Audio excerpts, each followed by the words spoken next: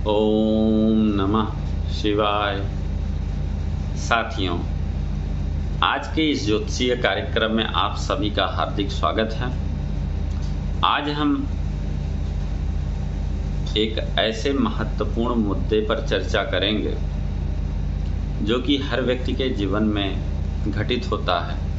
हर व्यक्ति को विवाह की इच्छा होती है, हर व्यक्ति को जीवन साथी की लालसा होती है, हर व्यक्ति को अपने जीवन साथी के बारे में जानने की जिज्ञासा होती है कि अमुक व्यक्ति जो जीवन साथी बनकर हमारे जीवन में आएगा वो कैसा होगा, अच्छी नेचर का होगा या गलत नेचर का होगा, परिवार के साथ तालमेल बना के चलेगा या नहीं चलेगा, हमारे साथ सामंजस्य उसका कैसा होगा,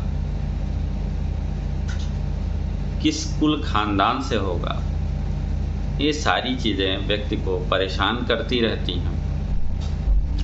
और एक चीज़ ये है कि आज की सबसे जो ज्वलंत समस्या है वो विवाह सफल नहीं हो पा रहे हैं, तलाक की स्थिति बन जा रही है।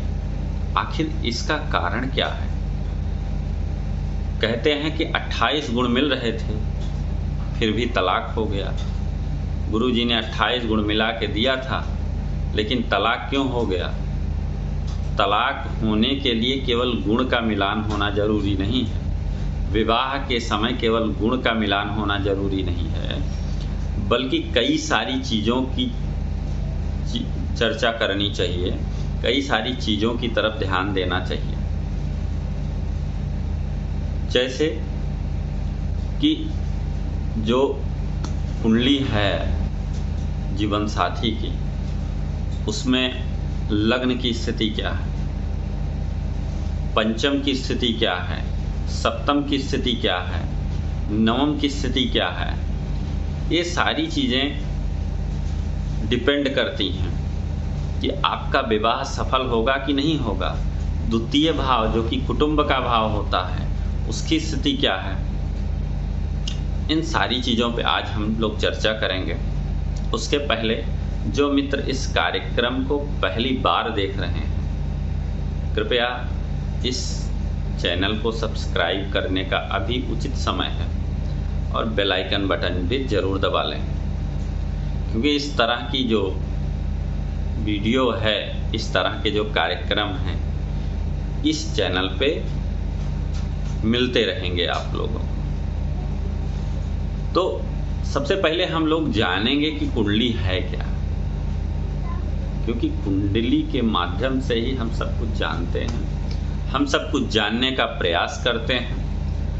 क्योंकि हमारे जो किए गए पूर्व जन्म के कार्य हैं, उन कर्मों का जो सार होता है वही हमारी कुंडली होती है, और उसी के माध्यम से हम देखते हैं कि हम ज्योतिष के माध्यम से देखते हैं कि हमारा जो जीवन होगा वो किस तरह से ज्योतिर्मय होगा।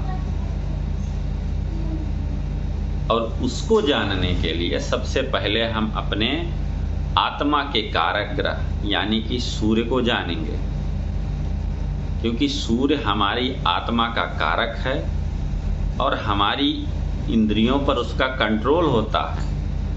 क्योंकि आत्मा कभी गलत कार्य करने के लिए उकसाएगी नहीं, लेकिन मन जो है, मन के 5 मित्र होते हैं, पांचों इंद्रियां। आंखें अच्छा देखने की सोचती हैं, कोई चीज़ देख ली अच्छा। जीभ अच्छी चीज़ों की स्वाद लेना चाहती है, त्वचा अच्छी चीज़ों का स्पर्श करना चाहती है, कान अच्छे अच्छे गाने को सुनना चाहते हैं। तो इस तरह से हम देखेंगे कि जो हमारा जो चंद्रमा है, हमारा जो मन का कारक है, वो किस तरह से हमारी इंद्रियों के चक्कर में फंसा रहता है। क्योंकि इंद्रियों के अनुसार चलना तो अच्छा नहीं होता है, आत्मा के अनुसार चलना चाहिए। क्योंकि जो छठा भाव होता है ऋण का होता है। अब ऋण में अगर हम अध्यात्म की तरफ जाएं अगर हम सनातन की तरफ जाएं तो ऋण होता है, कई सारे ऋण होते हैं, देव ऋण, ऋषि ऋण, पितृ ऋण। लेकिन अगर हम आज के धन के ऋण की तरफ जाएं तो उससे भी देखा जाता है। अब हम पितृ ऋण से मुक्ति कैसे प्राप्त करेंगे? जब तक हम विवाह करके संतानोत्पत्ति नहीं करेंगे तब तक हम पितृ ऋण से मुक्त नहीं हो सकते। और पितृ ऋण से मुक्त होने के लिए विवाह का सफल होना बहुत ही आवश्यक होता है। यदि विवाह ही सफल नहीं होगा तो हम पितृ ऋण से मुक्त नहीं हो सकते। इसके लिए हमें सबसे पहले लग्न को देखना चाहिए, लग्नेश को, स्थिति को देखना चाहिए। लग्नेश केंद्र में है अथवा त्रिकोण में है, मित्र की राशि में है, उच्च की राशि में है, शुभ ग्रहों से दृष्ट हैं अथवा पाप ग्रहों से दृष्ट हैं। अगर उच्च की राशि में है, मित्र की राशि में है, केंद्र में है, त्रिकोण में है, यानी कि लग्नेश यदि बली हैं तो वह व्यक्ति का जो विवाह होगा वो सफल होगा। लेकिन अगर लग्नेश आपके पीड़ित हैं, कमज़ोर हैं, तो कहीं ना कहीं संघर्ष करते हुए व्यक्ति को आगे बढ़ना पड़ेगा। स्मूथ लाइफ नहीं रहेगी। लोग कहते नहीं कि हमारा जो दाम्पत्य जीवन है वो स्मूथ नहीं चल रहा है, फ्रैक्शन हो रहा है, रगड़ घस करके चल रहा है। तो रगड़ घस करके ना चले तो इसलिए हमें लग्न का विचार करना चाहिए, लग्नेश का विचार करना चाहिए। यदि लग्नेश आपका अच्छा है, वर्गोत्तम है, तो आपको आयु, धन, यश, कीर्ति, वैभव सब चीज की प्राप्ति होती है। लेकिन लग्नेश अगर आपका कमजोर है तो आपको हर क्षेत्र में संघर्ष करना पड़ता है। अब लग्न के बाद हम सप्तम स्थान को देखेंगे। सप्तम स्थान होता है जीवन साथी का स्थान, विवाह का स्थान। और सप्तम स्थान के साथ साथ हमें दूसरे भाव को भी देखना होता है, क्योंकि दूसरा भाव होता है जीवन साथी का 8वां भाव। सप्तम से अष्टम भाव यानी कि दूसरा भाव होता है, जहाँ कुटुंब का भाव होता है, जिसे हम धन का भाव कहते हैं, जिसे हम वाणी का भाव कहते हैं। लेकिन जीवन साथी के दृष्टिकोण से वो मारक भाव होता है। अगर उस भाव में पाप ग्रह हैं, पाप ग्रहों से वो भाव पीड़ित है, जैसे पाप ग्रह राहु, केतु, शनि, तो आपका जो जीवन साथी होगा या आपका जो दाम्पत्य जीवन होगा वो प्रभावित होगा, संघर्षमय होगा।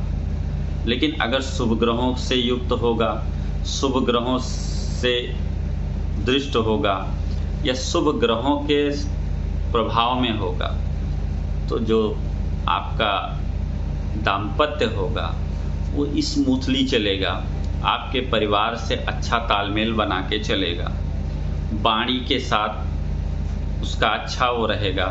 क्योंकि जो कुछ लोग बोलते हैं तो बहुत जैसे काट खाते हैं, और कुछ लोग खराब भी बोलते हैं तो बिल्कुल मीठा बोलते हैं। तो वाणी का भी तो योगदान होता है आपके दाम्पत्य को बचाने में। क्योंकि मैं एक कहानी पढ़ रहा था, कहीं मैं पढ़ रहा था, उस कहानी की चर्चा यहाँ करना इसलिए आवश्यक है क्योंकि कबीर दास जी थे, कहीं कुछ कर रहे थे कोई काम, और उनके पास कोई व्यक्ति आता है और कहता है कि महाराज, दाम्पत्य जीवन में जो संघर्ष है उससे मुक्त कैसे हुआ जाए। तो कुछ बोले नहीं, वो अंदर गए और वो कोई काम कर रहे थे। उन्होंने कहा अपनी पत्नी से एक दीपक जला के ले आओ, जबकि दिन का समय था। पत्नी उनकी दीपक जला के ला के रखती, और फिर वो व्यक्ति चुप बैठा है। फिर उनकी पत्नी 2 गिलास दूध ला के रखती हैं और एक उस आदमी के सामने रख देती हैं और एक कबीरदास जी के सामने, और उनसे कहती हैं कि मीठा उठा है? तो उन्होंने कहा हाँ बहुत मीठा है। तो उस व्यक्ति को झुंझलाहट होने लगती, जबकि उसमें मीठा पड़ा ही नहीं होता है, नमक डला होता है। कहता महाराज अगर बता दीजिए, आपके पास अगर मेरे इस प्रश्न का जवाब हो तो मैं बैठूं, नहीं तो चलूं। तो उन्होंने कहा मैं यही तो समझाने का प्रयास कर रहा हूं, यही तो बताने का प्रयास कर रहा हूं कि दाम्पत्य जीवन में जो है बहुत कुछ देखना पड़ता है, बहुत कुछ निभाना पड़ता है। तो यदि जो दूसरा भाव होता है वो अच्छे ग्रहों से युक्त है तो व्यक्ति जो है निभाने का प्रयास करता है, निभाता है, ठीक है। लेकिन अगर 6, 8, 12 में चला गया ग्रह लग्न का मालिक तो संघर्ष बढ़ जाता है, बीमारी बढ़ जाती है, कर्ज बढ़ जाते हैं। अब कुंडली का जो नवम भाव होता है वो पूर्व जन्म में किए गए शुभ अशुभ कार्यों का विवरण होता है, दर्पण होता है। यहीं से निर्णय होता है। व्यक्ति अच्छा निर्णय होता है तो उसकी अच्छी नियति बनती है, खराब निर्णय हो जाता है तो खराब नियति बनती है। जैसे कि जब मछली की आंख में तीर मारने का एक प्रतियोगिता चल रही थी तो उस समय द्रौपदी ने जो है कर्ण को सीधे सीधे मना कर दिया कि आप सूत पुत्र हो, आपको इस प्रतियोगिता में भाग लेने का अधिकार नहीं है। तो उसी समय उनके दिमाग में ये बैठ गया कि मतलब शत्रुता का विचार आ गया, और आगे चल के महाभारत हुआ और उसमें तमाम सारी समस्याओं को झेलना पड़ा, द्रौपदी को स्वयं झेलना पड़ा। भीष्म के एक गलत निर्णय ने उनको सरसैया पर लिटा दिया।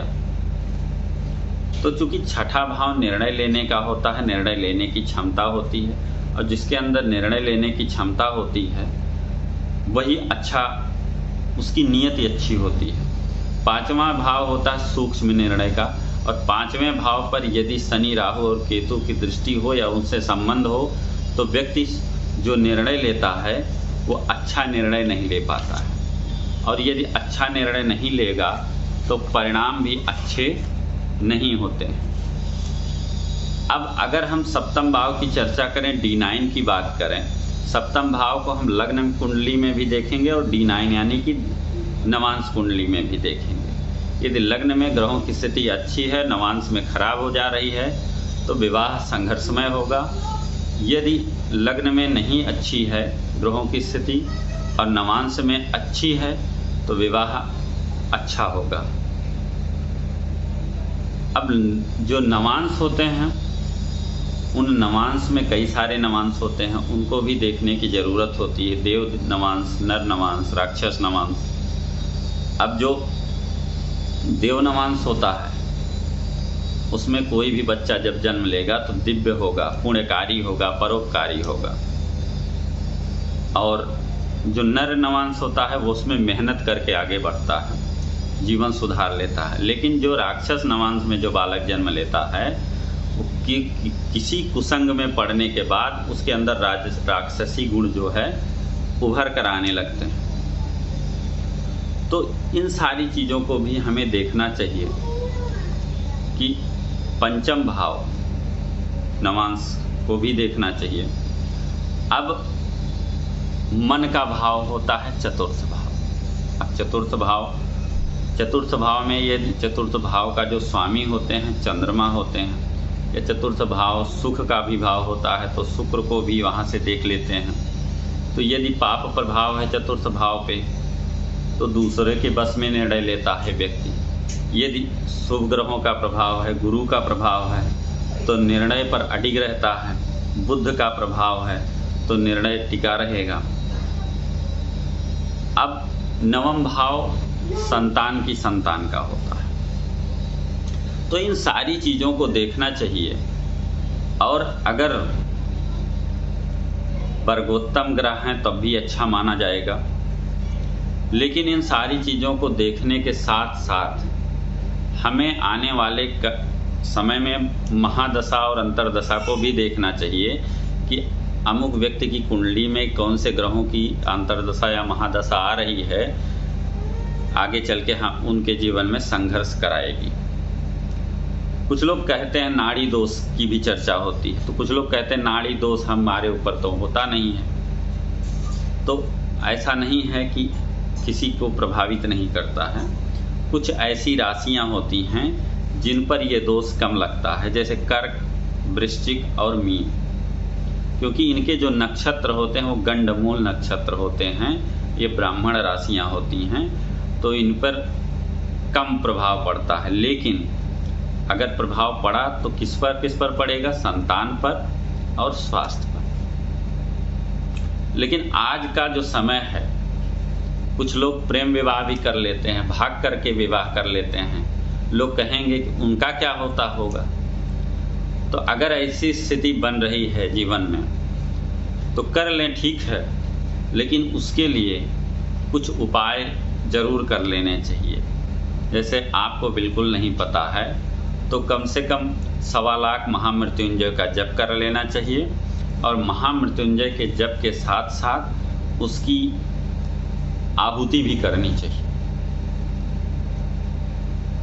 तो इन सारे उपायों को करने के साथ, इन सारी चीज़ों को देखने के साथ, ये सारी चीज़ें जरूर देखनी चाहिए, तब जाकर के विवाह सफल होता है। तो आज के लिए इतना ही मित्रों। कैसी लगी ये जानकारी जरूर बताइए। फिर मिलेंगे, तब तक के लिए नमस्कार। ओम नमः शिवाय।